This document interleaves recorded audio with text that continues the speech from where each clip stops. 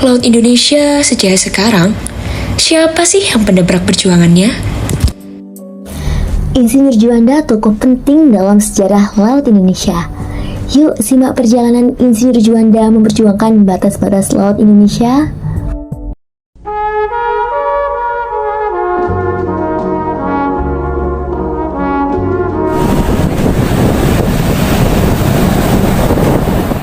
Selama 25 tahun, batas kelautan Indonesia diperjuangkan di Lautan Lepas Indonesia. Sebuah perjalanan panjang dimulai. Tahun 1957, 12 tahun sesudah kemerdekaan, Kabinet Indonesia dipimpin oleh Kabinet Juanda. Kabinet Juanda memiliki 5 program kerja sebagai tantangan untuk diselesaikan. Apa aja sih tantangannya? Yuk kita bahas. Dari konsepsi Presiden 1957, dibentuk Dewan Nasional untuk menampung dan menyalurkan aspirasi kekuatan sosial demi menjaga roda pemerintahan juga pembangunan negara yang diketuai oleh Insinyur Soekarno. Indonesia merdeka tidak membuat bangsa Indonesia bebas. Pergolakan tidak hanya terjadi antara Indonesia dengan sekutu, namun juga terjadi pergolakan daerah, sehingga dilangsungkan Munas, Musyawarah Nasional, tentunya ada tokoh nasional dan daerah. Faktanya, Munas dilaksanakan di gedung yang sama dengan proklamasi di Jalan Pegangsaan Timur nomor 56. Munas membahas permasalahan pemerintah, daerah, ekonomi, angkatan perang juga masalah di Tunggal Soekarno-Hatta. Munas berkelanjutan dengan Musyawarah Nasional Pembangunan untuk membahas pembangunan yang sesuai.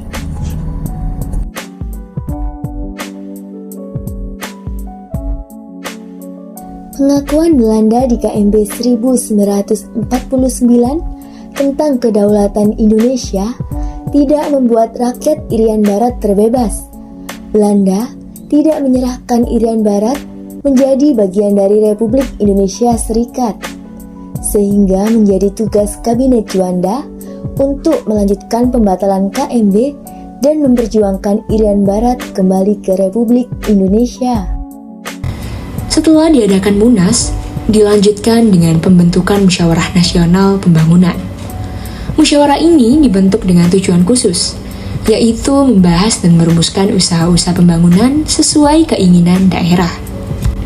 Oleh karena itu, musyawarah ini dihadiri oleh tokoh-tokoh pusat dan daerah serta semua pimpinan militer dari seluruh teritorium kecuali Letkol. Selama masa Kabinet Juanda dari 1957 sampai 1959, Insinyur Juanda berhasil memperjuangkan batas wilayah kelautan Indonesia.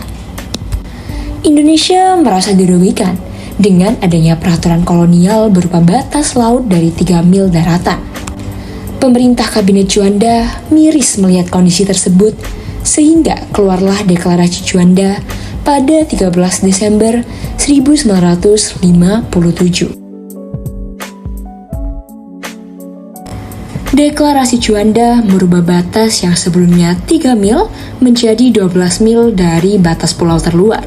Dampaknya adalah luas wilayah Indonesia berubah menjadi 5.193.250 km persegi, yang sebelumnya 2.027.087 km persegi. Wilayah tersebut belum dihitung dengan wilayah Irian Barat, karena belum diakui secara internasional. Selain itu, titik-titik pulau terluar menjadi garis batas yang mengelilingi Republik Indonesia menjadi 8.069,8 mil. Tahun 1957, Deklarasi Juanda belum mendapatkan pengakuan secara internasional. Tetapi, pemerintah Republik Indonesia menetapkan deklarasi tersebut menjadi UU nomor 4 /PRP /1960 tentang perairan Indonesia. Deklarasi Juanda mendapatkan pertentangan dari berbagai negara karena keberatan dengan konsepsi landasan hukum laut Indonesia yang baru. Indonesia juga melalui Konferensi Jenewa pada tahun 1958 berusaha mempertahankan konsepsinya yang tertuang dalam Deklarasi Juanda dan memantapkan Indonesia sebagai Archipelagic State Principle atau negara kepulauan.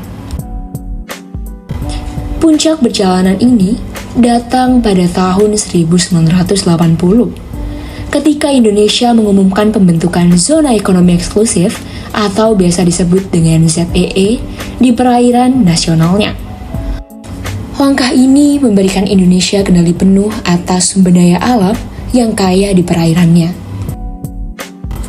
Setelah berhasil melewati proses yang panjang, Deklarasi Juanda diterima oleh dunia internasional setelah ditetapkan dalam Konvensi Hukum Laut PBB yang ketiga di Jamaika tahun 1982. Pemerintah Indonesia meratifikasinya dalam UU nomor 17 tahun 1985 tentang pengesahan UNCLOS 1982 bahwa Indonesia adalah negara kepulauan. Hukum Laut Indonesia diakui secara internasional pada 16 November 1994 setelah diperjuangkan selama lebih dari 25 tahun yang sudah diratifikasi oleh 60 negara. Sosok di balik pengakuan hukum laut internasional adalah Profesor Dr. Mokhtar Kusumaatmadja dan Profesor Dr. Hasyim Djajal sebagai pahlawan perjuangan diplomasi yang rajin mengikuti konferensi yang diadakan oleh PBB tahun 1970-an sampai 1990-an. Dari latar belakang politik yang rumit hingga pengakuan hukum laut Indonesia, perjalanan ini adalah cerminan dari Deklarasi Juanda yang mengandung konsep bahwa tanah air yang tidak lagi memandang laut sebagai alat pemisah dan pemecah bangsa, seperti pada masa kolonial, namun harus digunakan sebagai alat pemersatu bangsa dan wahana pembangunan nasional.